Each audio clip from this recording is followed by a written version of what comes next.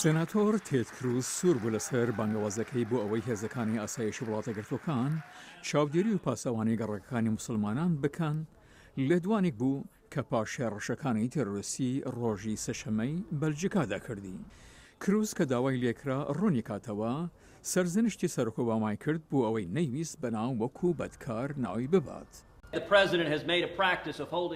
سەرۆک ئەنجامدانی کۆنفرانسی تەلەڤیزیۆنی لەسەر ئاستی نیشتیمانی وەک پیشەیەکی لێکردووە بۆ قسەکردن لەبارەی ئیسلامۆفۆبیاوە. ئیترەوە بەسە ئێمە پێویستمان بە سەرۆکێکەیە کە ئاسایشی نیشتیمانیمان لەشکرەکەمان هێزەکانی ئاسایشیمان ئاڕاستە بکە بۆ شکستپێنانی دوژمنانمان.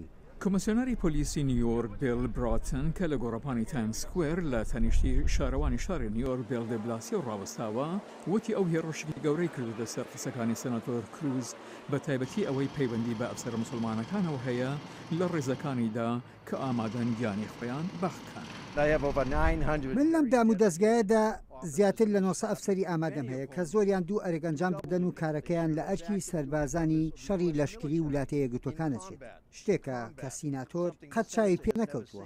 لە خیابانی ئەتلانتیک لە گەڕەکی بوەرنهێڵی نیویۆرک کە پڕە لەو کاروبارە بازرگانیانەی کە لەلایەن موسڵمانەکانەوە بەڕێوە دەشێت وەکو فرۆشگای بۆتیک، پەرتۆک فروشی، قاوەخانە و فرۆشگای بەهارات نوێنەرەتی کەڵتوەرێکی بەرفراوان دەکەن لە پاکستانی، سووری و مسلمانە ئەفریقای ئەمریکایەکان.